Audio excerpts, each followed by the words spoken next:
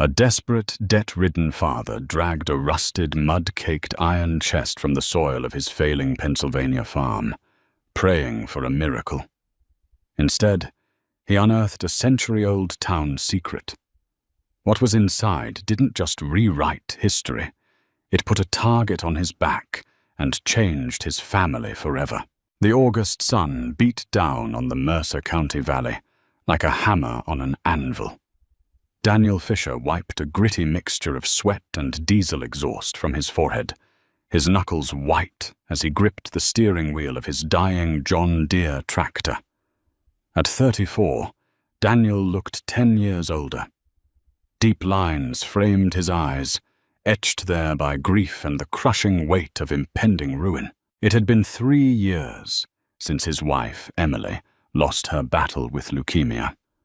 The medical bills had devoured their savings, and the subsequent bad harvests had eaten away the rest. Now, a thick manila envelope sat on his kitchen counter, delivered by certified mail 2 days ago. It was a notice of intent to foreclose from the bank. Daniel had exactly 60 days to come up with $400,000, or he and his 8-year-old son Leo would lose the only home their family had known for 4 generations. Desperation makes a man do foolish things. Against the advice of the neighboring farmers, Daniel was attempting to plow the dead 40, a jagged, rock-strewn acreage at the far edge of his property that hadn't been tilled since his great-grandfather's time. The soil here was notoriously unyielding, but Daniel was out of options. He needed to plant a late crop of winter wheat just to show the bank some projected revenue. The tractor roared, black smoke belching from the exhaust stack as the steel plow bit into the hard earth. Suddenly, a violent metallic shriek ripped through the air. The tractor jerked forward, the steering wheel violently twisting out of Daniel's hands, nearly snapping his wrist.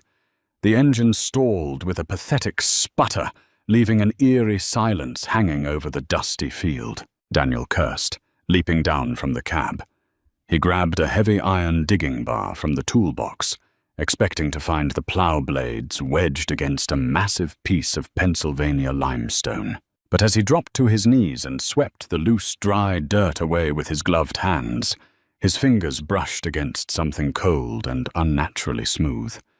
It wasn't rock. It was metal. Adrenaline, sharp and sudden, pierced through his exhaustion. He began to dig furiously, plunging the iron bar into the earth to pry away chunks of hard-packed clay. 10 minutes turned into an hour. His shirt clung to his back, but he couldn't stop. Slowly, the outline of an object began to emerge from its earthen tomb. It was a chest. Measuring roughly 3 feet long and 2 feet wide, it was constructed of incredibly thick, dark oak, bound in heavy, rivet-studded iron straps. It was heavily corroded, covered in a century of mineral deposits and rust, but it was perfectly intact. A massive iron padlock, rusted solidly into a single lump of metal, secured a heavy latch. Daniel's heart hammered against his ribs. Treasure. The word sparked in his mind, a childish fantasy suddenly made terrifyingly real. Rumors had always whispered through the local taverns about old stagecoach robberies and hidden stashes left behind during the chaotic days of the late 1800s. But nobody actually believed them.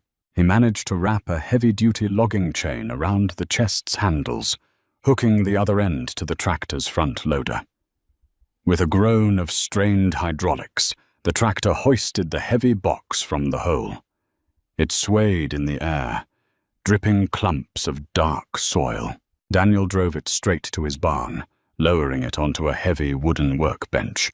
He locked the barn doors, the clank of the deadbolt echoing in the dim, dusty light. He grabbed an angle grinder from his tool pegboard, plugging it in with trembling hands. Sparks rained down like a miniature firework display as the grinder's abrasive wheel bit into the ancient padlock. The smell of burning metal and ozone filled the barn. After 10 agonizing minutes, the thick iron shackle finally snapped. Daniel set the grinder down. The silence in the barn was deafening. He wedged a pry bar under the heavy lid, leaned his weight into it, and pushed. With a sickening crack of breaking seals and tearing wood, the lid heaved upward. A puff of stale, dust-laden air escaped, smelling of dried leather, decaying paper, and something distinctly metallic. Daniel coughed, waving the dust away, and leaned over the rim. There was no gold. There were no diamonds. Daniel's heart plummeted into his stomach, a wave of crushing disappointment washing over him.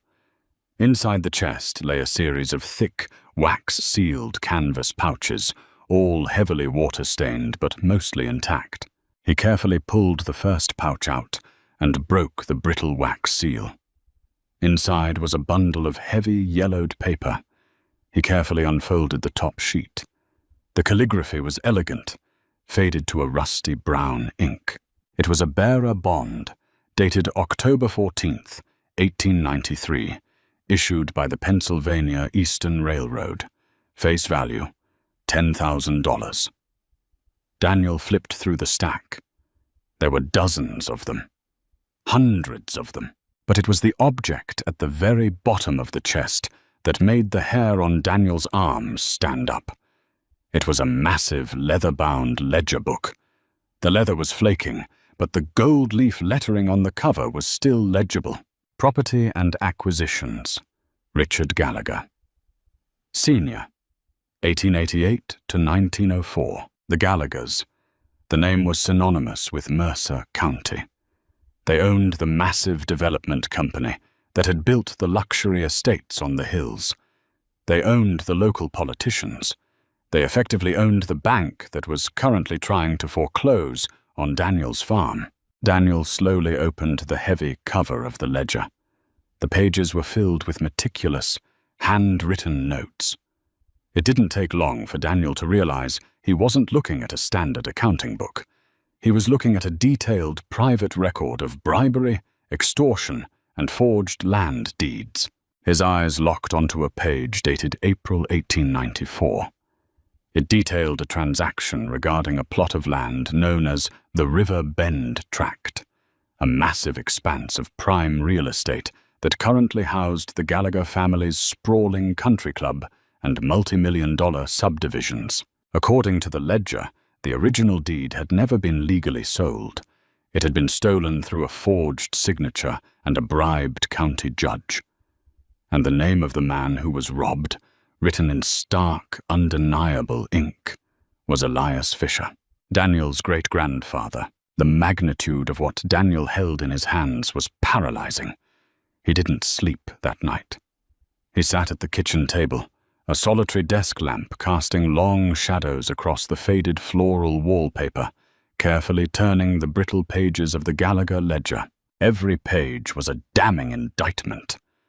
It detailed how the Gallagher empire wasn't built on savvy business acumen, but on the systematic dismantling and theft of neighboring farms in the late 19th century.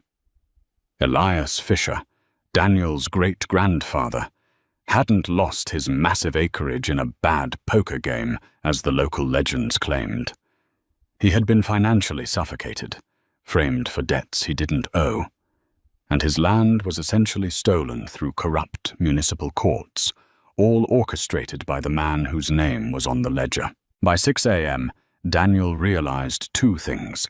First, the bearer bonds in the chest were likely unredeemable or highly contested.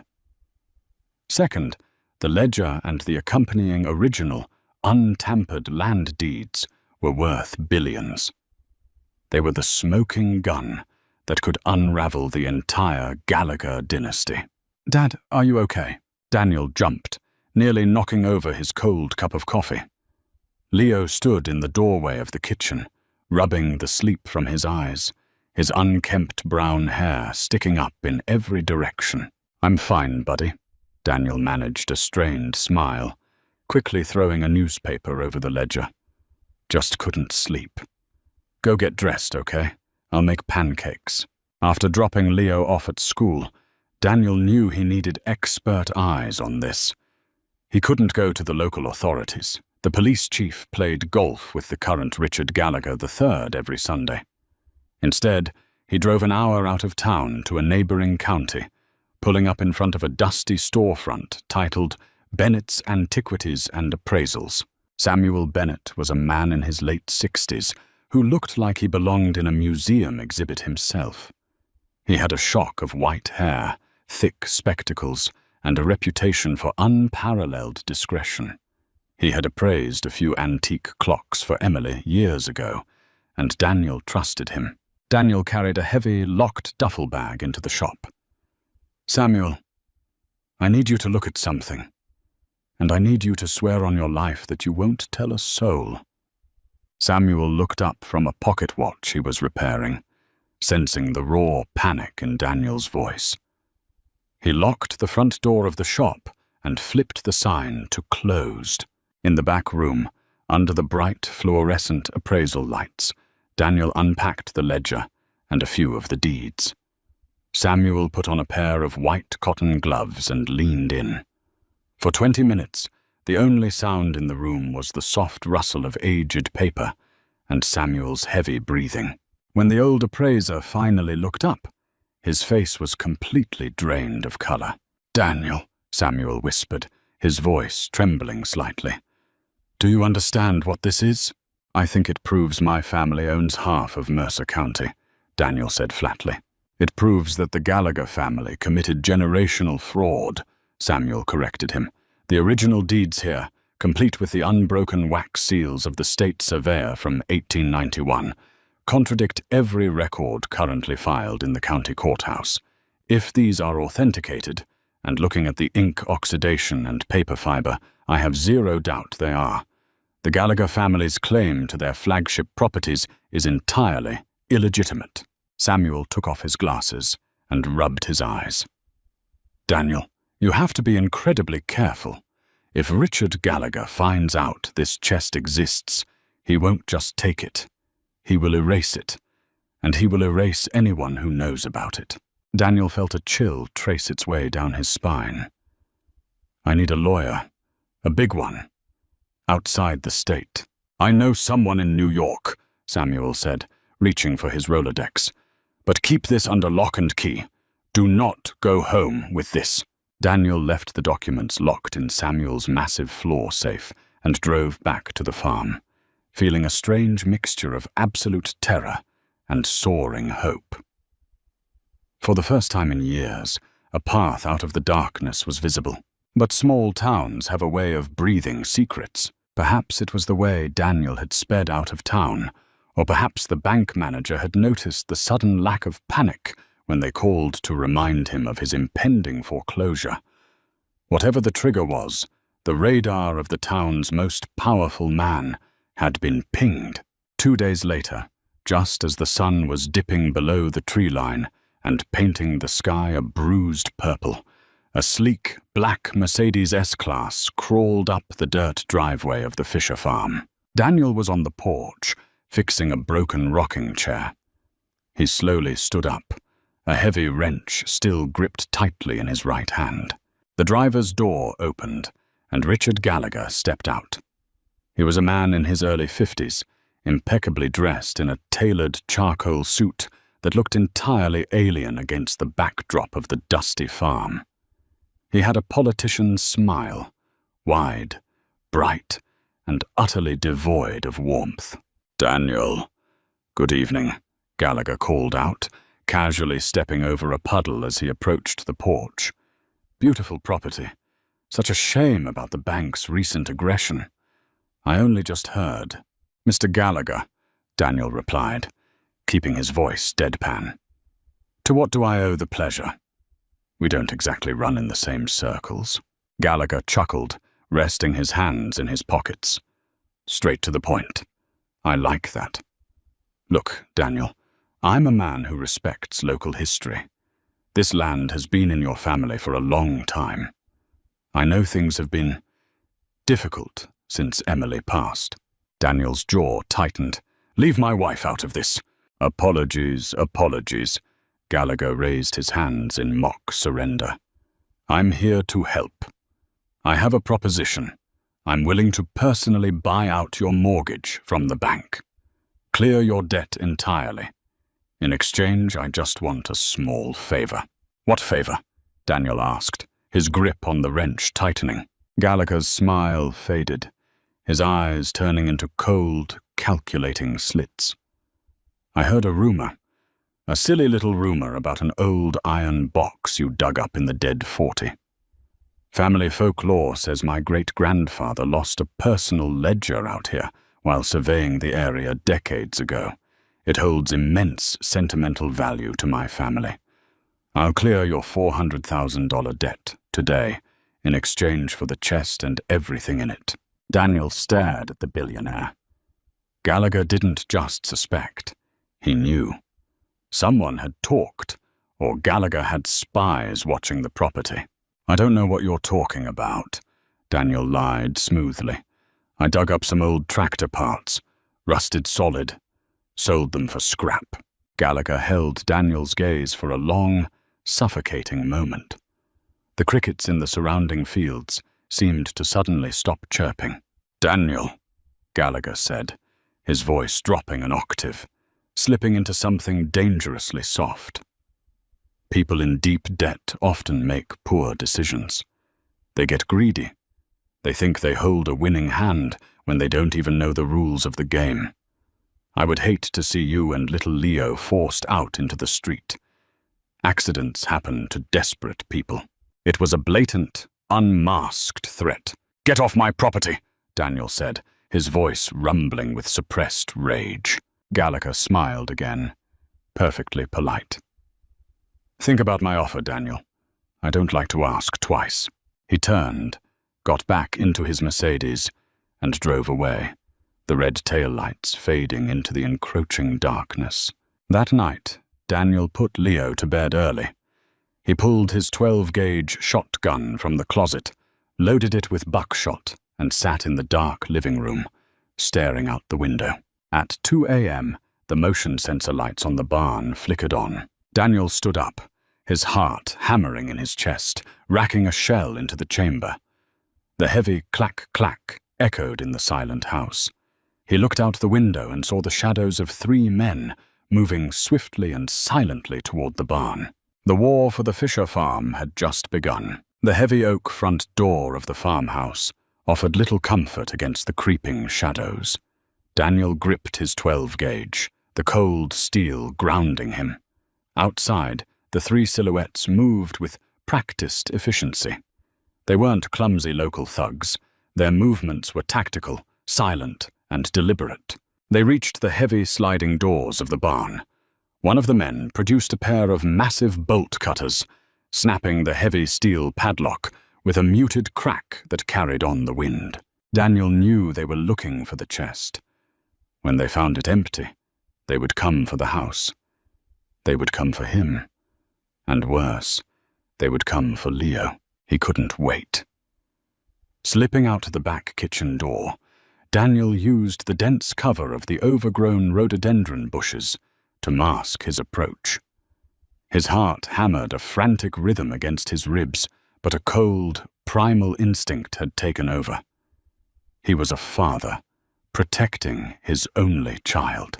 He crept around the side of the barn, just as the heavy wooden doors groaned open on their iron tracks. Flashlight beams sliced through the dusty interior, sweeping over the rusty tractor, the hanging tools, and finally resting on the workbench where the empty iron chest sat open and exposed. "It's empty," a gruff voice echoed from inside. "Tear the place apart. If it's not here, we burn it and hit the house." A spike of pure adrenaline shot through Daniel's veins. He stepped out from the darkness, leveling the shotgun. "Don't move a muscle," Daniel roared, his voice tearing through the silent night. The 3 men froze, their flashlights whipping toward him, blinding him for a split second. But Daniel didn't flinch. He aimed high and squeezed the trigger. The deafening boom of the shotgun shattered the quiet valley, a burst of buckshot ripping through the corrugated tin roof of the barn, showering the men in rust and debris. The trespassers scrambled. They hadn't expected armed, aggressive resistance. They bolted toward the back of the barn, crashing through a side access door and disappearing into the dense cornfield that bordered the property. Daniel didn't chase them. He ran inside, his eyes stinging from the sulphurous smoke of the discharged shell. That was when he saw it. Before they fled, one of the men had tossed a flare into a pile of dry hay near the tractor. Flames were already licking up the wooden walls, greedy and fast. Daniel dropped the shotgun and grabbed a heavy fire extinguisher from the wall, pulling the pin and dousing the flames in a thick cloud of white chemical powder. He coughed violently, beating out the remaining embers with his heavy work boots until the barn was dark and quiet once more. He had won the battle, but the war had escalated terrifyingly fast. The farm was no longer safe. Daniel sprinted back to the house. He burst into Leo's room, shaking the sleeping boy awake. "Leo, buddy, wake up," Daniel urged, his voice tight but controlled. "We have to go, right now." "Dad, what's going on?" Leo rubbed his eyes, confused and frightened by the urgency. "We're going on a road trip. Get your shoes on." Within 10 minutes, they were in Daniel's battered Ford pickup truck, speeding down the dark, winding county roads. He didn't pack bags. He didn't lock the front door. Nothing in that house mattered more than the boy sitting in the passenger seat. Daniel's first stop was Samuel's antique shop. He prayed he wasn't too late. If Gallagher had sent men to the farm, there was a terrible chance he had figured out who Daniel might have consulted. When he pulled up to the darkened storefront, his stomach plummeted. The glass front door was shattered, jagged shards glittering on the sidewalk under the amber glow of the street lamp. "Stay in the truck, Leo. Lock the doors and get down on the floorboard," Daniel instructed, grabbing a heavy maglite from the glove compartment. He stepped carefully through the broken glass. The shop was a disaster zone. Antique clocks lay smashed on the floor. Display cases were overturned. "Samuel," Daniel called out, his voice a harsh whisper. A weak groan came from the back room. Daniel rushed in, sweeping his flashlight across the floor. Samuel was slumped against his massive cast-iron floor safe. His face was badly bruised, and a trickle of dried blood ran down his chin. But he was breathing. "Samuel, God, what did they do to you?" Daniel knelt, helping the older man sit up. "3 men," Samuel wheezed, clutching his ribs. "Looking for the ledger. I told them I didn't know what they were talking about." "You should have given it to them, Samuel. Your life isn't worth this." The old appraiser offered a bloody, defiant grin. "They couldn't get it anyway. The safe is on a biometric time lock. It only opens for my thumbprint, and only after a 30-minute delay. They got impatient when they heard police sirens approaching. We need to get it out, now. I'm taking it to New York tonight," Daniel said. Samuel nodded weakly, pressing his thumb to the scanner. The digital display began its countdown. For 30 agonizing minutes, Daniel paced the destroyed shop, peering through the blinds, expecting Gallagher's black Mercedes to roll up at any second. When the heavy steel bolts finally clicked open, Daniel carefully packed the ledger and the original deeds into his waterproof duffel bag. "Come with us, Samuel," Daniel pleaded. "They'll come back." "I have a brother in Ohio. I'll be on the road before the sun comes up," Samuel replied, waving him off. "Go, Daniel. Burn their empire to the ground." The drive to Manhattan was a blur of black asphalt, excessive coffee, and constant paranoid glances in the rearview mirror. By the time the New York skyline pierced the morning fog, Daniel was running on pure adrenaline. Evelyn Foster's law firm occupied the 42nd floor of a sleek glass skyscraper in Midtown. She was a high-powered attorney, known for taking on massive corporate corruption cases, a shark in a tailored suit. Samuel had called her on the drive up, giving her a brief overview. When Daniel finally unzipped the duffel bag on her massive mahogany conference table, Evelyn fell silent. She spent 2 hours examining the ledger and the 1891 surveyor seals with a magnifying glass, cross-referencing names and dates on her computer. Finally, she leaned back in her leather chair, letting out a long, slow breath. "Mr. Fisher," Evelyn said, her eyes locked onto his. "I have sued pharmaceutical companies. I have sued Wall Street banks. But I have never seen a documented trail of fraud this blatant, preserved this perfectly. Can it save my farm?" Daniel asked, his voice rough from exhaustion. Evelyn offered a sharp, predatory smile. "Save your farm? Mr. Fisher, if this goes the way I think it will, you could buy the bank that is trying to foreclose on you." But Evelyn knew that serving a civil suit would just give Gallagher time to bury the evidence, bribe judges, or arrange for Daniel to have a fatal accident. They needed to hit him where he couldn't fight back. They needed the federal government. 2 days later, Daniel sat in a secure room at the FBI field office in Lower Manhattan. Evelyn had brought in federal prosecutors. Because the Gallagher family had used the stolen land to secure federal grants and interstate loans over the decades, the original theft had snowballed into massive wire fraud, tax evasion, and federal racketeering. The ledger was the ultimate skeleton key. It provided dates, exact monetary bribes paid to specific municipal officials, and detailed the illegal transfer of the Fisher estate. "We've been trying to build a RICO case against Richard Gallagher for 5 years, a senior FBI agent told Daniel, looking at the ledger as if it were the Holy Grail. He was always too insulated. He always had a fall guy.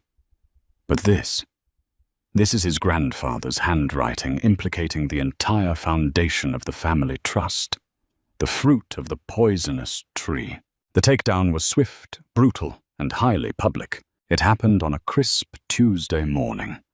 Richard Gallagher was hosting a charity golf tournament at his exclusive Mercer County Country Club, built directly on top of the dead 40, where Elias Fisher's original homestead once stood. Gallagher was mid-swing on the 9th hole when a convoy of black SUVs tore across the pristine green grass. Dozens of armed federal agents swarmed the billionaire, placing him in handcuffs in front of the local politicians and business leaders he had spent a lifetime manipulating. Simultaneously, the FBI raided the Gallagher corporate headquarters, seizing servers, freezing assets, and arresting 4 top executives who were complicit in maintaining the century-old cover-up. The news broke nationally within hours. The mighty Gallagher dynasty was collapsing like a house of cards in a hurricane. Daniel watched the arrest on a small television in his New York hotel room, his arm wrapped tightly around Leo. A profound, overwhelming sense of relief washed over him. The crushing weight that had sat on his chest for 3 years finally evaporated. The legal aftermath took months to untangle, but with Gallagher's assets frozen and the federal government backing the validity of the 1891 deeds, the local bank immediately dropped the foreclosure on Daniel's farm. They were terrified of being implicated in the RICO charges, but the final twist came a week before Christmas. Evelyn Foster called Daniel into her office. "The land dispute is wrapping up," she explained. "The state is going to compel the Gallagher estate to pay you fair market restitution for the illegally occupied acreage. It will be in the neighborhood of $80 million. Daniel had to sit down. He couldn't process the number. "But that's not why I called you in," Evelyn continued, a rare smirk on her face. "Those old bearer bonds you found in the chest? The ones from the Pennsylvania Eastern Railroad?" "I assumed they were worthless," Daniel said. "The railroad went under in the 1920s. "They did," Evelyn agreed. "However, their debt was acquired by a massive holding company that still exists today. The bonds had a strange, obscure compound interest clause written into them. Legally, they have to honor the debt. We finished negotiating the payout this morning. Evelyn slid a piece of paper across the desk. It was a certified check. The initial face value of the bonds was a few $100,000. But after 130 years of compounding interest, the check made out to Daniel Fisher was for an additional $22 million. Daniel drove back to Mercer County, not as a desperate, indebted farmer, but as the quietest multimillionaire in Pennsylvania. He didn't tear down his farmhouse. He didn't build a mansion. He paid Samuel handsomely for his bravery, setting the old man up for a luxurious retirement. Then, Daniel restored the farm to its former glory, buying top-of-the-line equipment and hiring local hands who had been laid off by the Gallagher collapse. On a warm summer evening, exactly a year after he had struck the buried iron chest, Daniel sat on his porch. The broken rocking chair was fixed. The fields were green and thriving. He watched as Leo ran across the lawn, chasing a firefly in the fading light. His great-grandfather, Elias, had lost everything to greed and corruption. But the earth remembers. It holds its secrets tightly, waiting for the right moment and the right hands to bring the truth back into the light. If you were captivated by Daniel's fight for justice against all odds, please hit that like button and share this video with your friends. Your support helps us bring more incredible, true-to-life stories to light. Don't forget to subscribe to the channel and ring the notification bell so you never miss out on our thrilling weekly uploads. Have you ever discovered a hidden piece of family history? Let us know in the comments below. Thanks for watching.